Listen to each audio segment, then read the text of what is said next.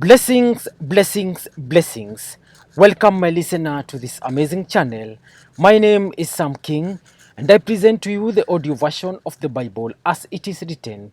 Kindly let us subscribe and share with our friends as we celebrate the good news of our Lord Jesus Christ.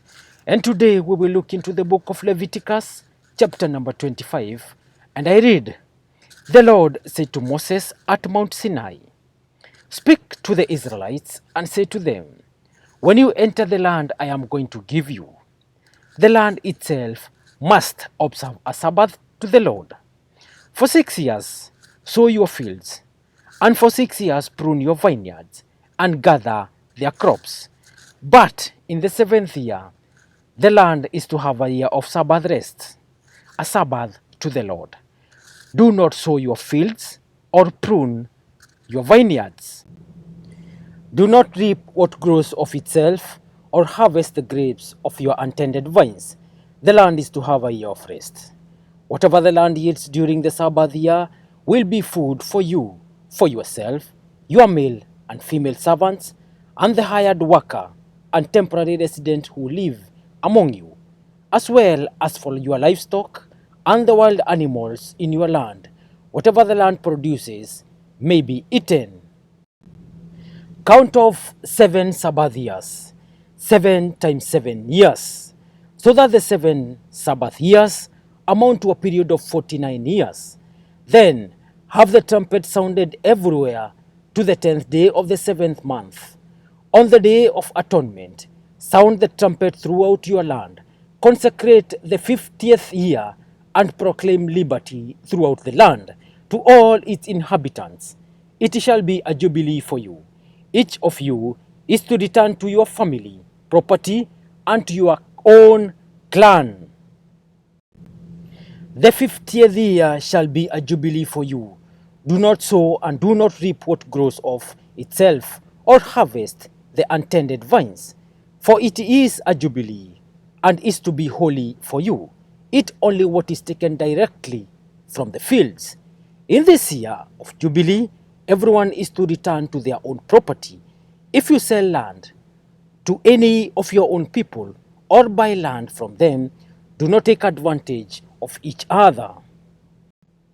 You are to buy from your own people on the basis of the number of years since the Jubilee, and they are to sell to you on the basis of the number of years left for harvesting crops. When the years are many, you are to increase the price, and when the years are few, you are to decrease the price, because what is really being sold to you is the number of crops. Do not take advantage of each other, but fear your God. I am the Lord your God. Follow my decrees and be careful to obey my laws, and you will live safely in the land. Then the land will yield its fruit, and you will eat your fill and live there in safety. You may ask, what will we eat in the seventh year if we do not plant or harvest our crops? I will send you such a blessing in the sixth year that the land will yield enough for 3 years. While you plant during the eighth year, you will eat from the old crop, and will continue to eat from it until the harvest of the 9th year comes in. The land must not be sold permanently, because the land is mine, and you reside in my land as foreigners and strangers. Throughout the land that you hold as a possession, you must provide for the redemption of the land.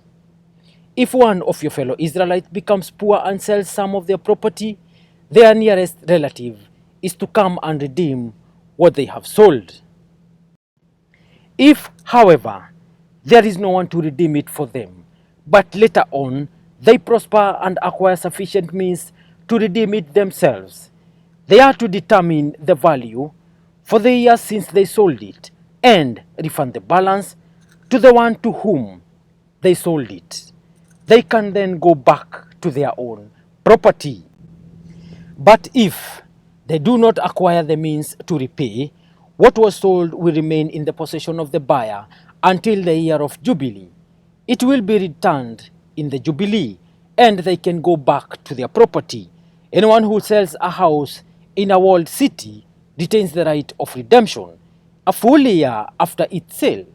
During that time, the seller may redeem it. If it is not redeemed before a full year has passed, the house in the walled city shall belong permanently to the buyer and the buyer's descendants. It is not to be returned in the Jubilee, but houses in the villages without walls around them are to be considered as belonging to the open country. They can be redeemed, and they are to be redeemed in the Jubilee. The Levites always have the right to redeem their houses in the Levitical towns which they possess. So the property of the Levites is redeemable. That is, a household in any town they hold, and is to be returned in the Jubilee, because the house in the towns of the Levites are their property among the Israelites. But the pasture land belonging to their towns must not be sold. It is their permanent possession. If any of your fellow Israelites become poor and are unable to support themselves among you, help them as you would a foreigner and stranger, so they can continue to live among you. Do not take interest or any profit from them, but fear your God, so that they may continue to live among you. You must not lend them money at interest or sell them food at a profit. I am the Lord your God, who brought you out of Egypt to give you the land of Canaan and to be your God. If any of your fellow Israelites become poor and sell themselves to you, do not make them work as slaves. They are to be treated as hired workers or temporary residents among you. They are to work for you until the year of Jubilee. Then they and their children are to be released, and they will go back to their own clans and to the property of their ancestors, because the Israelites are my servants, whom I brought out of Egypt. They must not be sold as slaves. Do not rule over them ruthlessly, but fear your God.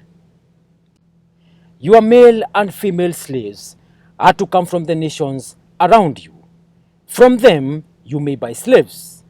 You may also buy some of the temporary residents living among you and members of their clans born in your country, and they will become your property. You can bequeath them to your children as inherited property and can make them slaves for life. But you must not rule over your fellow Israelites ruthlessly. If a foreigner residing among you becomes rich, and any of your fellow Israelites become poor and sell themselves to the foreigner or to a member of the foreigner's clan, they retain the right of redemption.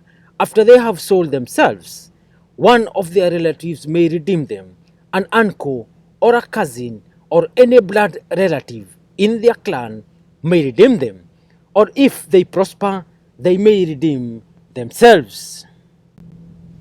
They and their buyer are to count the time from the year they sold themselves up to the year of Jubilee. The price for their release is to be based on the rate paid to a hired worker for that number of years. If many years remain, they must pay for their redemption a large share of the price paid for them. If only a few years remain until the year of Jubilee, they are to compute that and pay for their redemption accordingly. They are to be treated as workers hired from year to year.